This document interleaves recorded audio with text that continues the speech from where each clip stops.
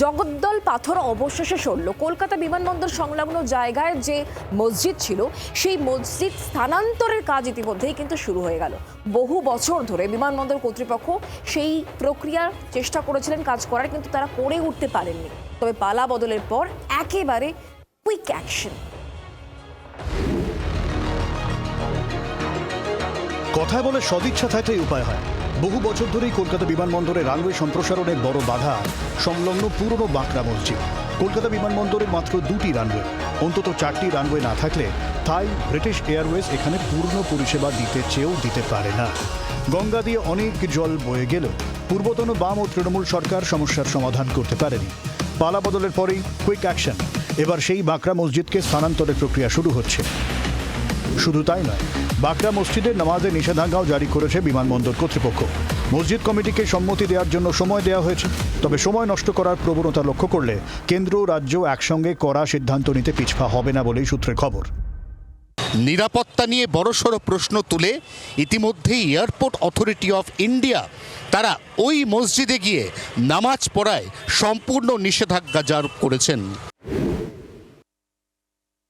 একথা নির্দ্বিধায় বলা যায়, বিমানবন্দরের ওপর ঠিক যে জায়গাতে বাঁকড়া মসজিদ আছে সেটা বিমানবন্দরের নিরাপত্তার ক্ষেত্রে একটা খুব বড়সড় প্রশ্ন।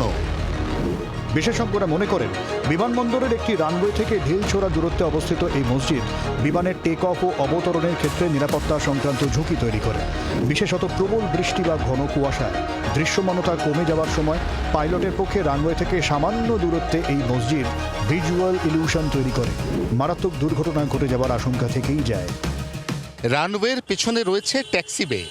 ট্যাক্সিবে অর্থাৎ যেখানে টার্মিনাস থেকে প্রত্যেকটি যাত্রী তারা বিমানবন্দর কর্তৃপক্ষ অথবা নির্দিষ্ট এয়ারলাইন্সের দেওয়া বাসের মাধ্যমে বিমান পর্যন্ত আসেন, তারপর আবার টার্মিনাসে ফিরে যান।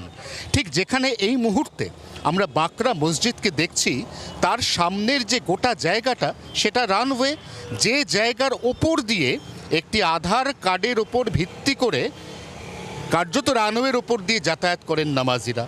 আমি স্পষ্ট ভাষায় বলছি, যারা ধর্মকে টেনে ধর্মের দোহাই দিয়ে, আমি সব ধর্মকে সম্মান করি, কিন্তু ধর্মের দোহাই দিয়ে নোংরা রাজনীতির খেলায় এরা নেমেছেন। দ্বিতীয় রানওয়ে না, এই মসজিদটার জন্য তৃতীয় চতুর্থ রানওয়ে হচ্ছে না, 2টো রানওয়ে মাত্র আমাদের এখানে চলে।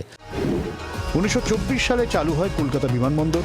1962 সালে বিমানবন্দর সম্প্রসারণের জন্য জমি অধিগ্রহণ হয়। তখন মসজিদের পাশেই ছিল যশোর রোড। বিমানবন্দরের জন্য যশোর রোড ঘুরিয়ে দেওয়া হয়। মসজিদটি থেকে যায় বিমানবন্দরের পাঁচিলের ভেতর, রানওয়ের খুব কাছে। সূত্রের খবর, 30 বছর ধরে প্রাধান্য পেয়েছে ধর্মীয় আবেগ নিয়ে রাজনীতি।